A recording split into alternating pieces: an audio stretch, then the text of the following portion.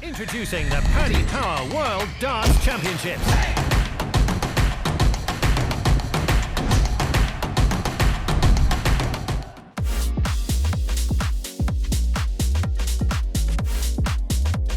Welcome back to Online Darts, everyone. We're here at the World Championships in the build-up to it all. First of all, Glenn, how are you enjoying the experience? Yeah, absolutely tremendous. It's a different capacity, obviously this year as a commentator, but still the same feelings and maybe an understanding of the bigger picture as well. I think you're in a bubble as a dart player at the Ali Pali. You're ushered into the dart area, you're ushered to the stage, you do some media, whereas I'm getting a full flavour of everything. But yes, nerves when I get at the commentary box, but generally I'm having a fantastic time. First of all, the tournament itself, we can't help but not talk about Luke Littler. He's taken it by storm. As we're recording this, he's into the last 16. Yeah. But what a tournament he's had. Yeah, I've obviously done a little podcast myself, and he is the headline, and why not? Let's celebrate success. If you're old enough, you're good enough, and all that. And he's just been a sensation, playing with no fear. You know, I was expecting him to, when you're in the last 16, last 32, just to tighten up a little bit. It looks like he's on that Modus Super Series stage. It looks like he's representing his country in the WDF system, in the JDC. I've followed him for 3 or 4 years now. We knew he was special, but then to be able to have that transition to go onto a stage as well. You can be a great floor player, you can be a great stage player like a Dimitri, where his best darts are on a stage. He seems to have like both in the locker there, and the match with Barney is just generational. It's going to be sensational, that one. Are you surprised how well he took to that stage? You've been up there, that's iconic, frightening, all at the same time, and he went up there as if you've been playing up there for years. Yeah, it's the expectation as well, all the eyes are on him. It's 16, I know, I think someone added up how many times we said 16 in the comments box, but you've just got to keep reminding yourself of what he's actually achieving. I represented Super League when I was 16. I remember averaging 48, 16 average in all. He's doing 107 average there, and doing it in stride, very mature. Turned around to his family, went calm down, and I was like, he's 16 and he's telling them, stop worrying. I know I'm not playing as well against Gildan here, but I'm all right. And that was the moment for me. Not the 107 average, not the kebabs, not this, not that. The moment that stood out for me was his maturity. Look, there's a lot of talk around the Premier League right now. You've seen it, the buzz in and around the media room. Would you stick him in? Yeah, I've got my 8 players here for you. And yes, I would, because his box office, he'll sell tickets out and go and ask that public in there. And I'd keep Peter Wright in as well, by the way. I know there's questions about, should we, and I know he's not playing great. He should do what I didn't do, though. When I got picked the second time, I knew I wasn't right. But you do get a good money for playing in the Premier League, and it was a year and a half salary of being a housing manager just for coming last. Peter Wright won't want to do what I did and finish on 0 points and probably end your career by making that decision. But I think he deserves to be in it. He's still had a great year, a European champion and 2 other titles on top of that. And the talk of him not being in the Premier League, I think, is just a little premature. And I'd have Peter Wright and Luke Littler in. Well, it's interesting. We'll come on to that. I'll touch on the point about Peter Wright in a minute. So first of all, what 8 would you pick for this year's or next year's Premier League? Well, there's the top 4 obviously, but then you've got that mix between will Rob Cross win it this tournament, and then he goes into the top 4. So the top 4 as is, Nathan Aspinall, Michael Smith, Michael Van Gerwen, and Luke Humphries, Gerwin Price, they're guaranteed 5, Peter Wright 6. Then there's the question around Gary Anderson. Should he? There's that Luke Littler. Then what if we get Stephen Bunting winning this? What if we get Chris Dobey, Joe Cullen, Damon Heta? Imagine what that does for the sport in Australia as well. So there's decisions to be made there, but I think there's a guaranteed 6 or 7. And the thing I want to highlight in is the question, should Luke Littler be in? And Glen Durrant says yes.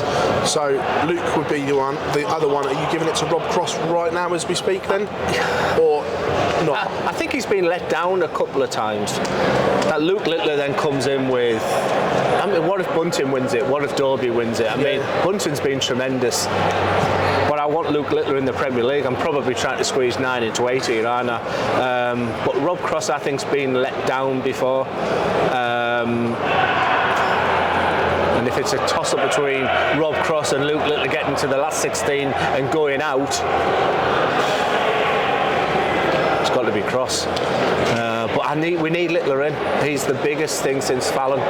You know, just now I'm on this media side of things, I can see what's happening on social media. Trending number 1. Mbappe number 2. Yeah. I mean, you know, the roar of laughter that came in the media room when that happened was unbelievable. So let's see how the tournament goes. But look, my answer is I want Luke Littler in. Interesting. I want to come on to him again in a minute. But the Peter Wright thing. Now, there's been a lot of talk around him. I'm glad that you brought it up, because I was going to ask you about it. That I know you openly admitted now that second time. Yeah. Looking back, you wish you'd have said no. I get you went there for the money, and why wouldn't any player? Yeah. If Peter Wright is in, the form he's in, are you genuinely now concerned he could go the same way and the Premier League could end his career? Yeah, I mean, there was discrepancies in my throw. My mind was overthinking everything. What is the reason why Peter Wright's not playing so well? If he's overthinking, if it's his throw, if he hasn't been practicing. So I guess there's different scenarios. But if Peter Wright, if you're watching and you're not going into that tournament thinking you can win it, take a few months off. Look what Gary Anderson did with a year away from Premier League. He was rejuvenated. He had time to himself and his family again. And look at the darts he's playing right now. So, yeah, I made a big mistake, but yeah, I mean, what was it, 40 grand for coming last? I think I got. I mean, for someone like me at the time, it was big money. I completely get why people would do it, but also we say in the media quite a lot and it gets played down, but the Premier League is a brutal environment, isn't it? Yeah, and don't forget I was on a high in that brutal environment, and I only played 5 arenas, and it was literally, I was at home once a week. I mean, Gary Anderson, Van Gaal, when you talk about longevity, you know, they were 10 years, 20 years on the, living out of a suitcase. It really is difficult, and I hope Peter Wright makes the right decision, and he's got to go into it. And if he's not in the form come February, and he wouldn't go for the money, that's not his style. But there was the hope that you got on a stage like that and you think, right now I'm going to play great again. But you know how you're doing in the practice. Could it be a career ender?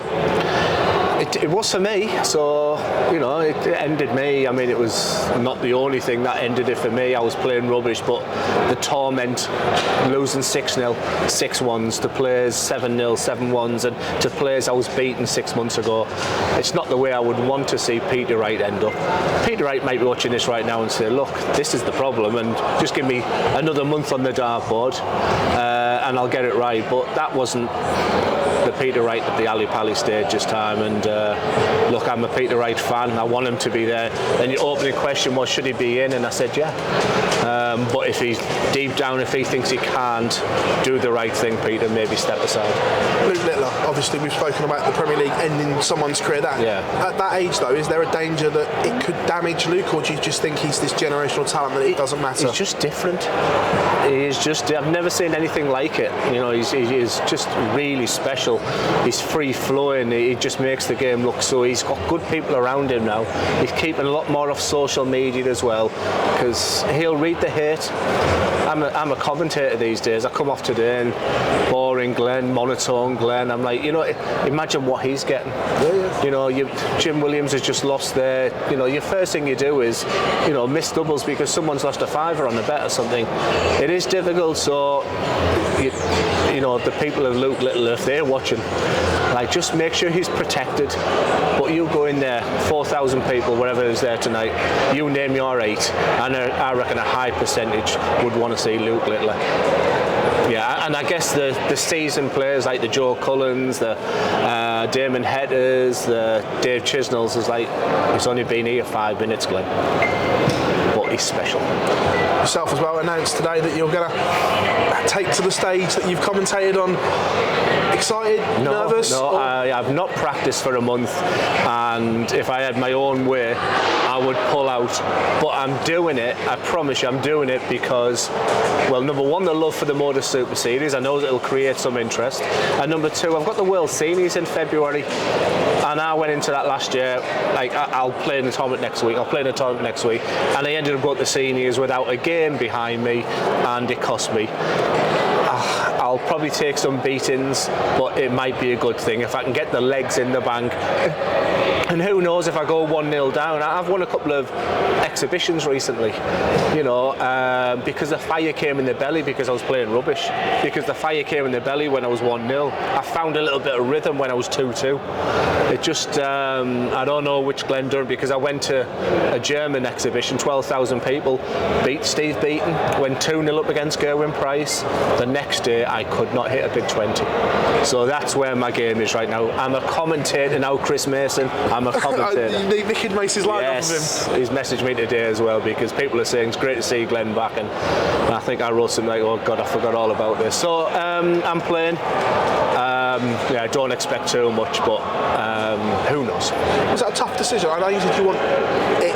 I know you said you wanted reps in the bank, but being that everything is on the line, it's televised. Was there a thing to say? Yeah. No, I'm not ready. Yeah. No, I wasn't ready because I made the decision about September, October. You're a bit like, oh, it's ages away. Yeah, I'll get plenty of practicing. But the reality is, these days, I'm more busy now than I was as a dart player. I'm on the road a lot. I need to get that work-life balance right. But I'm going to play. I'm in Group B as well, so I can only take 8 thrashings. But like I said, you just never know. I just could have done with.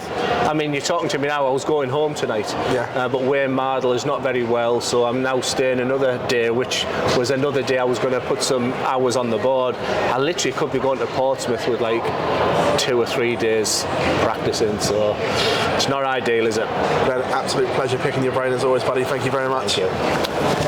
Introducing the Paddy Power World Darts Championships.